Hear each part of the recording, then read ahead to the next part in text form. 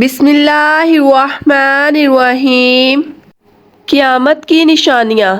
بحیثیت مسلمان ہمارا ایمان ہے کہ یہ دنیا ہمیشہ باقی نہیں رہے گی، ایک دن سب کچھ ختم ہو جائے گا، یہ دنیا فنا ہو جائے گی۔ ایسا ہونا بھی چاہیے کیونکہ ہر آغاز کا ایک انجام ہوتا ہے، ہر ابتدا کی ایک انتہا ہوتی ہے۔ جس چیز پر زندگی آتی ہے اس پر موت کا آنا بھی لازم ہے۔ ہم اپنے پاس بہت ساری نشانیاں دیکھتے ہیں، کائنات میں بہت سے دلائل بکھرے ہوئے ہیں جو ہمیں یقین دلاتے ہیں کہ ایک دن یہ سب کارخانہ بند ہو جائے گا، سب کچھ ختم ہو جائے گا، یہ دنیا فنا ہو جائے گی۔ وہ وقت قرآن پاک کے الفاظ میں زمین و آسمان پر بہت زیادہ بھاری ہوگا، اور اس بھاری وقت کے آنے سے پہلے دنیا میں کچھ علامات ظاہر ہوں گی۔ رسول اللہ صلی اللہ علیہ وآلہ وسلم نے فرمایا، قیامت کی نشانیوں میں سے ایک نشانی یہ ہے کہ آدمی مسجد کے قریب سے گزرے گا مگر اس میں 2 رکعت نفل نہیں ادا کرے گا۔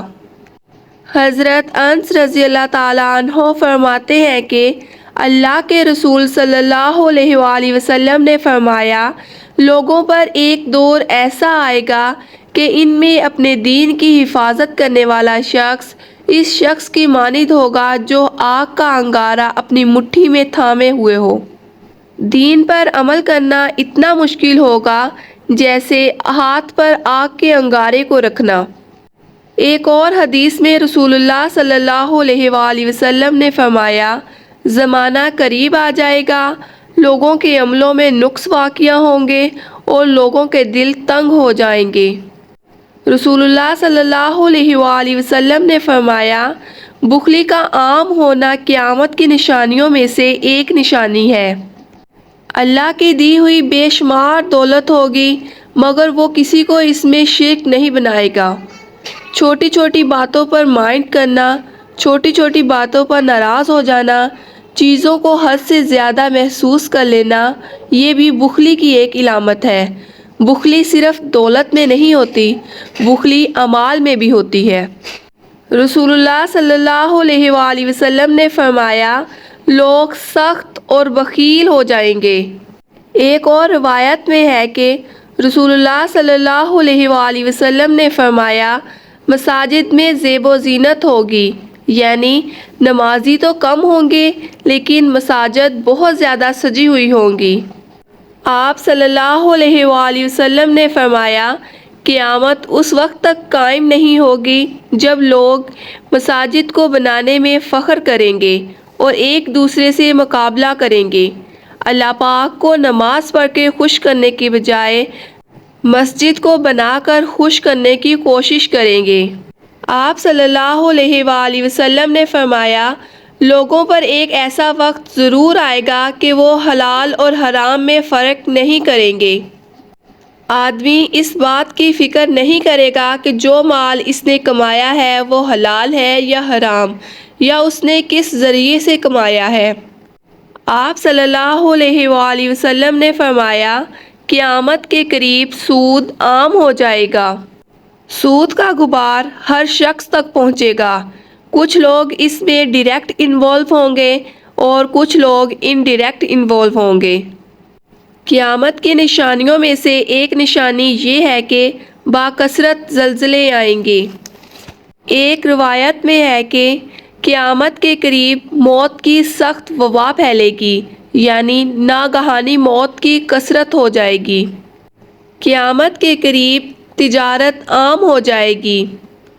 عورت تجارت میں اپنے خاوند کے ساتھ ہاتھ بٹائے گی۔ مال کی کثرت ہوگی لیکن رشتہ داروں کا خیال نہیں رکھا جائے گا۔ جھوٹی گواہی دی جائے گی، حق چھپایا جائے گا، علم کا ظہور ہوگا۔ یہ وہ چھوٹی چھوٹی نشانیاں تھیں جو کہ پوری ہو چکی ہیں، اور اب کچھ بڑی نشانیوں کا بیان کرتے ہیں جس میں قتل و غارت عام ہوگا، سورج کا مغرب سے طلوع ہونا۔ جب قیامت قریب ہوگی تو ایک کالے رنگ کا دھواں زمین پر پھیل جائے گا، زمین کا کچھ حصہ دھس جائے گا۔ قیامت کے آنے سے پہلے 3 سال انتہائی سخت ہوں گے، یعنی پہلے سال آسمان سے 1/3 بارش روک لی جائے گی اور زمین سے 1/3 فصل ختم کر دی جائے گی۔ اگلے سال یعنی دوسرے سال 2/3 آسمان سے بارش ختم کر لی جائے گی اور زمین سے 2/3 فصل ختم ہو جائے گی، اور تیسرے سال آسمان سے بارش ختم ہو جائے گی اور زمین سے فصل بالکل ختم ہو جائے گی اور قحط آ جائے گا۔ قیامت کے قریب مسلمانوں اور کافروں کی جنگ ہوگی۔ قیامت کی نشانیوں میں سے ایک نشانی یہ ہے کہ دجال کا آنا۔ دجال کا فتنہ باقی تمام فتنوں سے زیادہ سخت ہوگا۔ قیامت کے قریب امام مہدی آئیں گے اور مسلمان سرخرو ہو جائیں گے۔ حضرت عیسیٰ علیہ السلام کا نزول ہوگا اور یاجوج ماجوج کی قوم آئے گی۔ یاجوج ماجوج کی قوم تمام دنیا کا پانی پی جائے گی اور جو چیز ان کے سامنے آئے گی اس کو کھا جائے گی۔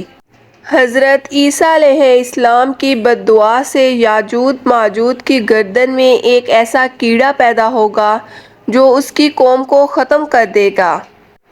پھر اللہ کے حکم سے کچھ پرندے آئیں گے اور یاجوج ماجوج کی قوم کو اٹھا کر لے جائیں گے۔ قیامت کی نشانیوں میں سے ایک نشانی یہ ہے کہ یمن سے آگ نکلے گی۔ میری دعا ہے کہ اللہ تعالی ہمیں آخرت کی تیاری کرنے کی توفیق عطا فرمائے۔ آمین۔